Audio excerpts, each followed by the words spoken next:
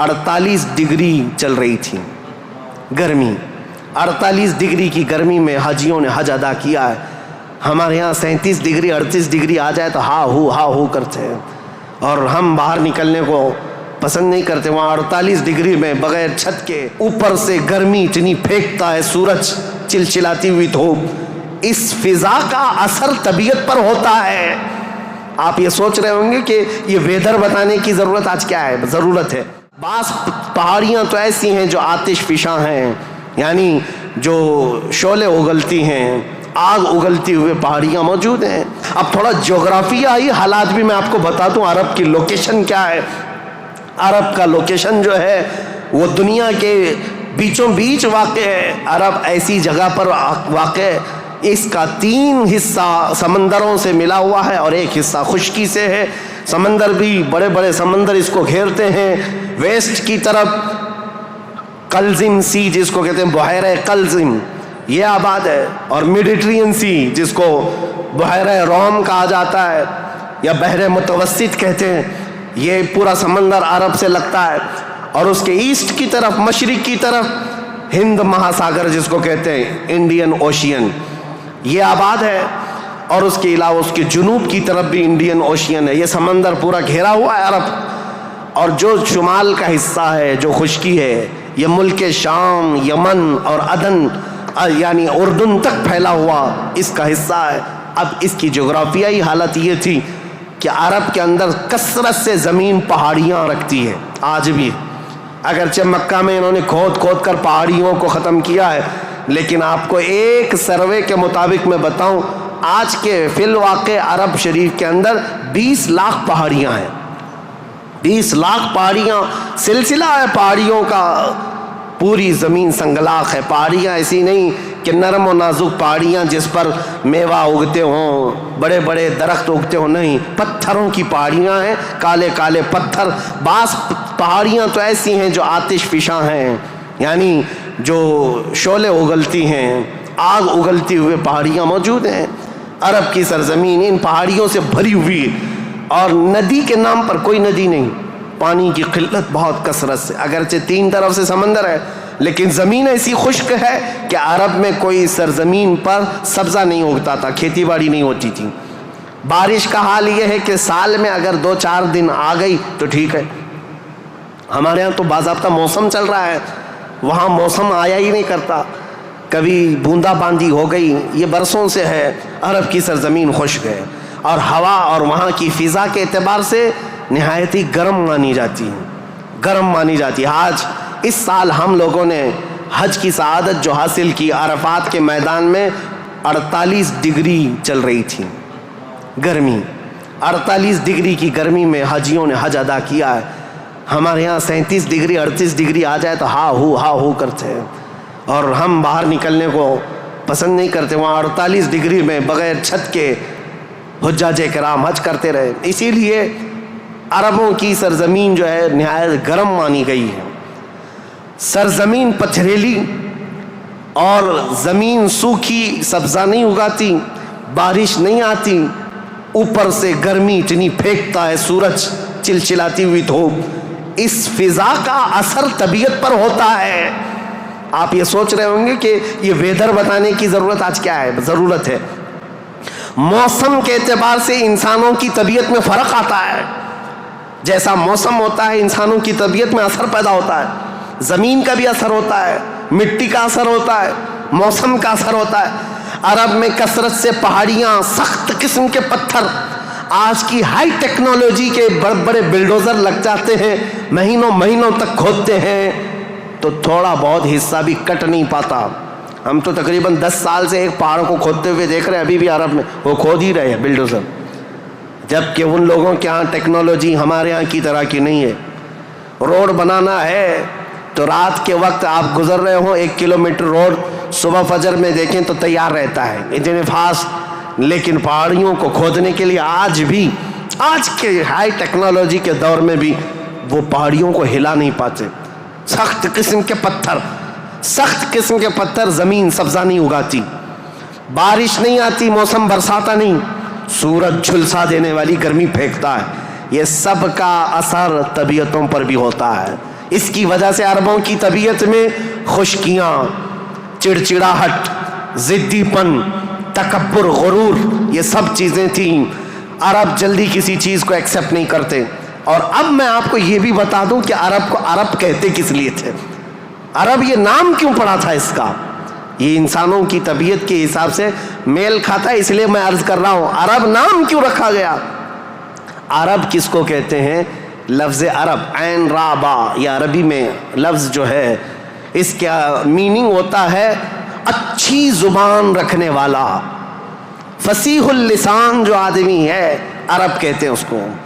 یہ عرب اپنے آپ پر اتنا غرور رکھتے تھے، وہ کہتے تھے کہ پوری دنیا میں اگر سب سے اچھی زبان ہے تو ہماری ہے، باقی کو عجم کہتے ہیں. عجم کا مطلب ہوتا ہے گونگا، وہ ہم سب کو گونگا کہتے ہیں. سارا عجم ہے، عرب کو چھوڑ کر کے جتنا ہے وہ سب عجم ہے. فارس عجم ہے، ہند عجم ہے، افریقہ عجم ہے، امریکہ عجم ہے. عجم کا مطلب گونگے. عرب لوگ اپنے آپ کو صرف زبان والا کہتے اور باقی پوری دنیا کو گونگا سمجھتے تھے.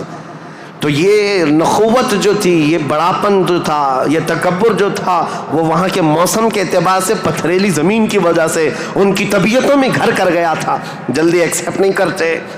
ایسے سخت دلوں کے اندر اور ایسے سخت قوم کے اندر اسلام کا نور ظاہر کرنا یہ کوئی عام بات نہیں تھی، عام بات نہیں تھی. اللہ رب العزت کی مصلحت اور اس کی حکمت بالغہ کو دیکھیں. اللہ کریم نے اپنے آخری رسول کے لیے جو زمین منتخب فرمائی وہ افریقہ کی سرزمین نہیں تھی، نہ ہی کوئی ہند کی سرزمین، نہ یورپ کی سرزمین، بلکہ عرب کی سرزمین کو منتخب کیا گیا. اس لیے مجھے زمین کا جغرافیہ بتانا ضروری ہے کہ یہ لوکیشن کے اعتبار سے بیچوں بیچ میں آباد ہے، پوری دنیا کا سینٹر کہلاتا ہے. اس لیے کہ یہاں سے روشنی نکلے تو پوری دنیا میں پھیلے. یہاں سے نکلا ہوا ابر ہر زمین پر بارش بن کر کے برسے گا، اور برسا بھی. اللہ کریم نے مکہ مکرمہ کی سرزمین کو منتخب فرمایا. طبیعتیں کیسی تھی، اکھڑ مزاج لوگ تھے، ان کے درمیان میرے آقا کو پیدا کیا اللہ نے. اور رسول کریم صلی اللہ تعالیٰ علیہ وسلم جس دن پیدا ہوئے یہ بی بی آمنہ کا گھر تھا، اور رسول کریم صلی اللہ تعالیٰ علیہ وسلم یتیمی کی حالت میں پیدا ہوئے ہیں، باپ نہیں ہیں، ماں پرورش کرتی رہی. عربوں کے رواج کے اعتبار سے دادا کی شفقت بہت زیادہ تھی اپنے پوتے پر، کیونکہ بیٹے عبداللہ بہت محبوب نظر تھے، بڑے پیارے تھے. لیکن جب جوانی میں انتقال کر گئے تو حضرت عبد المطلب کو اس کا بڑا صدمہ تھا کہ میرا سب سے محبوب بیٹا عبداللہ مدینے میں انتقال کر گیا. تو اپنی بہو حضرت آمنہ اپنے پوتے حضور اکرم صلی اللہ تعالیٰ علیہ وسلم کی پرورش میں جی جان لگا دیا. اتنا لگا دیا، آپ کو پتہ ہے میرے آقا صلی اللہ تعالیٰ علیہ وسلم کا نام پاک آج کروڑوں مسلمانوں کی آنکھوں کا تارا ہے. حضور کا نام جیسے ہی ہم محمد نام لیتے ہیں ہم انگوٹھوں کو چوم کر کے آنکھوں سے لگاتے ہیں. یہ نام پاک عام نام نہیں ہے. اس نام پاک کو بزرگان دین تو ایسے تھے کہ حضرت محمود غزنوی کا نام سنا ہے، ان کے خاص وزیر تھے ایاز. ایاز کے بیٹے کا نام تھا محمد. محمود جو ہے سلطان محمود اپنے وزیر کے بیٹے محمد کو بہت پیار کرتے تھے. ایک دن جو ہے آپ ایاز کے بیٹے کو محمد کہہ کر نہیں بلا رہے ہیں بلکہ کہتے اے ابن ایاز، اے ایاز کے بیٹے ادھر آ جا.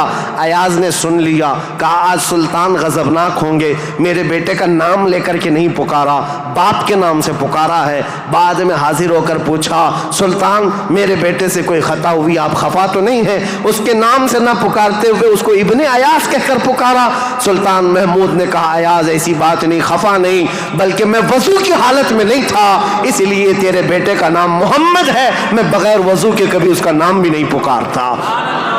اور علامہ عبد الرحمن جامی فرماتے ہیں ہزار بار بشویم دہن ز مشک و گلاب ہنوز نامے تو گفتن کمال بے ادبیس. یا رسول اللہ ہزار بار میں اپنے منہ کو گلاب کے پانی سے، مشک و عنبر کے پانی سے دھو لوں، اس کے بعد بھی آپ کا نام پکارنا میں بے ادبی سمجھتا ہوں. یہ علامہ عبد الرحمن جامی. میں بات کیوں کہہ رہا ہوں حضور کے نام کی؟ یہ محمد نام کسی اور نے نہیں، حضرت عبد المطلب نے رکھا تھا. آپ کے دادا، آپ کے جد امجد जैसे ही हुजूर की पैदाइश हुई थी, घर दौड़े दौड़े आए थे बीबी आमिना के और फौरन उठा करके गोदी में ले लिया और खाने काबा के पास आए और खाने काबा के सामने हाथ फैलाते हुए अल्लाह की बारगाह में अर्ज करने लगे, अल्लाहुम्मा हादा इब्नी सम्मैतुहु मुहम्मदा, ऐ अल्लाह देख ये मेरा बेटा है और मैंने इसका नाम मोहम्मद रखा है। अरब के बहुत सारे लोग वहाँ मौजूद थे, ये नया नाम था उनके लिए। अरब में जो नाम रखे जाते हैं वो बाप दादाओं के नाम पर चलते हैं, वहाँ पर नए नाम नहीं रखते, खानदानों के अपने खुद पर्सनल नाम चलते रहते हैं, पर्टिकुलर नाम होते हैं, वही नाम रखे जाते हैं। हज़रत अब्दुल मुत्तलिब ने नया नाम रखा था तो अरब के बहुत सारे कबीले आए और पूछा, या अब्दुल मुत्तलिब लिमा सम्मैतका इब्नी इब्नका हादा मुहम्मदा, ऐ अब्दुल मुत्तलिब आपने लिमा सम्मैता हादा मुहम्मदा, क्यों आपने इसका नाम मोहम्मद रखा है? तो हज़रत अब्दुल मुत्तलिब मुस्कुराए और कहा, तुम्हें पता है मोहम्मद का नाम का मतलब क्या है, मोहम्मद के मीनिंग क्या है? कहा, मोहम्मद कहते किसे हैं? मोहम्मद उसको कहते हैं जिसकी सारे लोग तारीफ करें, सबसे ज्यादा जिसकी तारीफ की जाए उसको मोहम्मद कहा जाता है। हज़रत अब्दुल मुत्तलिब ने कहा, मैंने अपने इस बेटे का नाम मोहम्मद इसलिए रखा है कि जब भी कोई नाम ले तो ना चाहते हुए भी मेरे बेटे की तारीफ हो ही जाए। आज मेरे आका की शान में किसी को गुस्ताखी करना भी हो, मेरे आका का नाम मोहम्मद लेता है तो पहले हुजूर की तारीफ कर ही रहता है, वो करके ही रहता है।